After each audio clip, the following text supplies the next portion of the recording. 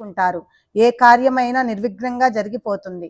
ప్రాపంచిక వ్యవహారాలను విడిచిపెట్టాల్సిన అవసరం లేదు. ఏ అలవాటైనా దానికదే వదిలిపోతుంది. ఇలా మనసును అభ్యాసంలో ఉంచితే ఏ పనైనా సునాయాసంగా జరుగుతుంది.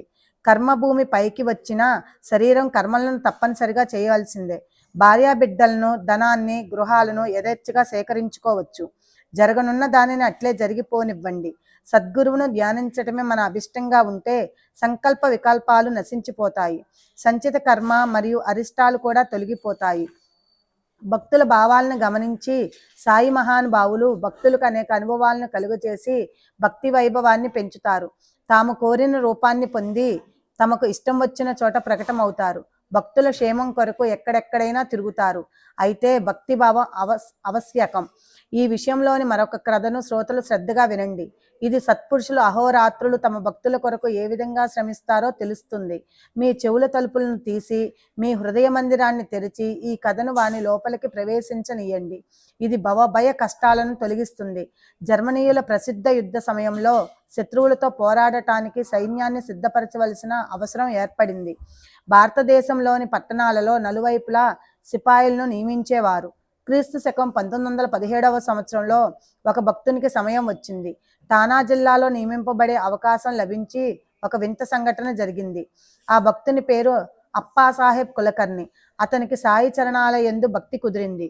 ఇది సాయి యొక్క ప్రభావమే. వారి లీల అగాధం. ఎన్నో ఏళ్ల క్రితం అతనికి బాలాసాహెబ్ బాటే వద్ద నుండి బాబా చిత్రపటం ఒకటి లభించింది. అతడు ఆ పటమును పూజలో ఉంచారు. నిత్యం నియమంగా కాయా వాచ మనసులతో ఆ పటానికి గంధ అక్షతలతోనూ పుష్పాలతోనూ పూజించి నైవేద్యాన్ని సమర్పించేవారు.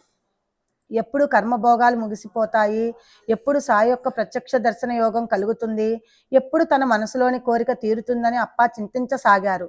సాయిబాబా యొక్క చిత్రపట దర్శనం కూడా వారి ప్రత్యక్ష దర్శన సమానం. పరిపూర్ణ భక్తి భావం ఉంటే తగిన సమయంలో ఇది అనుభవం అవుతుంది. కేవలం పటం యొక్క దర్శనం బాబా యొక్క ప్రత్యక్ష దర్శనంతో సమానమని తెలియజేసే వాస్తవికత నిరూపణను శ్రోతలు శ్రద్ధగా వినండి. ఒకసారి నవయుగ తుకారం అని పిలువబడే హరిదాసు ముంబైపుర నివాసి అయిన బాలాబువా సుతార్ బాబా దర్శనానికి షిరిడీ వెళ్ళారు. అదే అతడు ప్రథమంగా బాబాను కలుసుకోవటం. అంతకు పూర్వం ఎప్పుడూ కలుసుకోలేదు. అతడు బాబా పరస్పరం చూచుకోగానే సాయి అతనితో 4 ఏళ్ల నుండి ఇతడు నాకు పరిచయం అని స్పష్టంగా చెప్పారు. బాబా ఇలా ఎందుకు అంటున్నారా అని బాలాబువా ఆశ్చర్యపోయారు. బాబా షిరిడీ వదిలి వెళ్ళింది లేదు. నేను కూడా వారిని ఈవేళే కళ్ళతో చూచాను.